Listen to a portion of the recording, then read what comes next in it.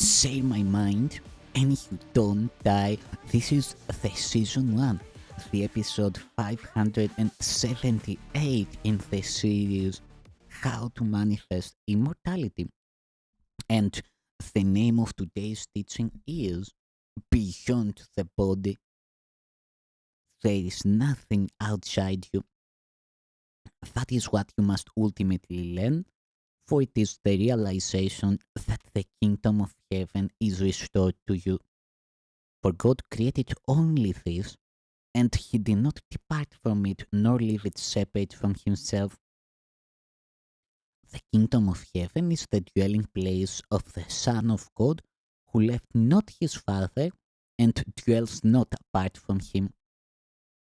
Heaven is not a place nor a condition, it is merely an awareness of perfect oneness and the knowledge that there is nothing else, nothing outside this oneness, and nothing else within. What could God give but knowledge of himself? What else is there to give? The belief that you could give and get something else, something outside yourself, has cost you the awareness of heaven and of your identity.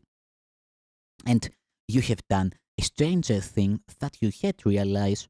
You have displaced your guilt to your body from your mind. Yet a body cannot be guilty, for it can do nothing of itself. You who think you hate your body deceive yourself. You hate your mind, for guilt has entered into it, and it would remain separate from your brothers, which it cannot do. Minds are joined, bodies are not. Only by assigning to the mind the properties of the body does separation seem to be possible, and it is mind that seems to be fragmented and private and alone. Its guilt, which keeps it separate, is projected to the body, which suffers and dies because it is attacked to hold the separation in the mind and let it not know its identity. Mind cannot attack, but it can make fantasies and direct the body to act them out. Yet it is never what the body does that seems to satisfy, unless the mind believes the body is actually acting out its fantasies. It will attack the body by increasing the projection of its guilt upon it. In this, the mind is clearly delusional. It cannot attack, but it maintains it can, and uses what it does to hit the body to prove it can. The mind cannot attack, but it can deceive itself. And this is all it does when it believes it has attacked the body. It can project its guilt, but it will not lose it through projection. And though it clearly can misperceive the function of the body, it cannot change its function from what the Holy Spirit establishes it to be. The body was not made by love, yet love does not condemn it and can use it lovingly, respecting what the Son of God has made and using it to save him from illusions. Would you not have the instruments of separation reinterpreted as means for salvation and used for purposes of love? Would you not welcome and support the shift from fantasies of vengeance to release from them? Your perception of the body can clearly be sick, but project not this upon the body. For your wish to make destructive what cannot destroy can have no real effect at all. What God created is only what He would have it be, being His will. You cannot make His will destructive. You can make fantasies in which your will conflicts with His, but that is all.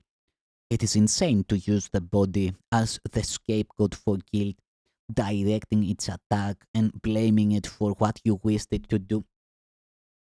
It is impossible to act out fantasies, for it is still the fantasies you want, and they have nothing to do with what the body does. It does not dream of them, and they but make it a liability where it could be an asset. For fantasies have made your body your enemy, weak, vulnerable, and treacherous, worthy of the hate that you invest in it. How has this served you? You have identified with this thing you hate, the instrument of vengeance, and the perceived source of your guilt. You have done this to a thing that has no meaning, proclaiming it to be the dwelling place of God's Son and turning it against him. This is the host of God that you have made, and neither God nor his most holy Son can enter an abode that harbors hate, and where you have sown the seeds of vengeance, violence, and death. This thing you made to serve your guilt stands between you and other minds. The minds are joined, but you do not identify with them. You see yourself locked in a separate prison, removed and unreachable, incapable of reaching out as being reached. You hate this prison you have made and would destroy it, but you would not escape from it, leaving it unharmed without your guilt upon it. Yet only thus can you escape. The home of vengeance is not yours. The place you set aside to house your hate is not a prison but an illusion of yourself. The body is a limit imposed on the universal communication that is an eternal property of mind. But the communication is internal. Mind reaches to itself. It does not go out. Within itself, it has no limits and there is nothing outside it. It encompasses you entirely, you within it and it within you. There is nothing else, anywhere or ever. The body is outside you, and but seems to surround you, shutting you off from others and keeping you apart from them. It is not there. There is no barrier between God and his Son, nor can his Son be separated from himself except in illusions. This is not his reality, though he believes it is. Yet this could only be if God were wrong. God would have had to create differently and to have separated himself from his Son to make this possible. He would have had to create different things and to establish different orders of reality, only some of which were love. Yet love must be forever like itself, changeless forever, and forever without alternative. And so it is. You cannot put a barrier around yourself because God placed none between himself and you. You can stretch out your hand and reach to heaven. You, whose hands are joined, have begun to reach beyond the body but not outside yourself, to reach your said identity together. Could this be outside you, where God is not? Is he a body? And did he create you as he is not, and where he cannot be? You are surrounded only by him. What limits can there be on you whom he encompasses? Everyone has experienced what he would call a sense of being transported beyond himself. This feeling of liberation far exceeds the dream of freedom sometimes hoped for in special relationships. It is a sense of actual escape from limitations. If you will consider what this transportation really entails, you will realize that it is a sudden unawareness of the body and a joining of yourself and something else in which your mind enlarges to encompass it. It becomes part of you as you unite with it, and both become whole as neither is perceived as separate. What really happens is that you have given up the illusion of a limited awareness and lost your fear of union. The love that instantly replaces it extends to what has fed you and unites with it. And while this lasts, you are not uncertain of your identity and would not limit it. You have escaped from fear to peace, asking no questions of reality, but merely accepting it. You have accepted this instead of the body and have let yourself be one with something beyond it, simply by not letting your mind be limited by it. This can occur regardless of the physical distance that seems to be between you and what you join. of your respective positions in space and of your differences in size and seeming quality. Time is not relevant. It can occur with something past, present, or anticipated. The something can be anything and anywhere. A sound, a sight, a thought, a memory, and even a general idea without specific reference.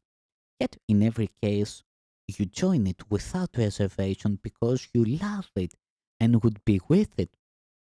And so you rush to meet it, letting your limits melt away, suspending all the laws your body obeys, and gently setting them aside.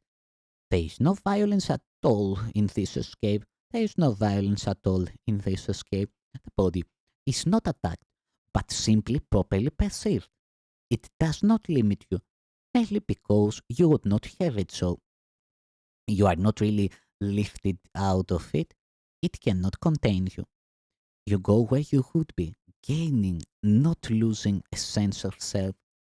In this instance of release from physical restrictions, you experience much of what happens in the holy instant, the lifting of the barriers of time and space, the sudden experience of peace and joy, and above all, the lack of awareness of the body and of the questioning whether or not all this is possible. It is possible because you want it. The sudden expansion of awareness that takes place with your desire for it is the irresistible appeal the holy instant holds. It calls to you to be yourself within its safe embrace. There are the laws of limit lifted for you to welcome you to openness of mind and freedom. Come to this place of refuge where you can be yourself in peace, not through distraction, not through a breaking out, but merely by a quiet melting in. For peace will join you there simply because you have been willing to let go the limits you have placed upon love and joined it where it is and where it led you in answer to its gentle call to be at peace.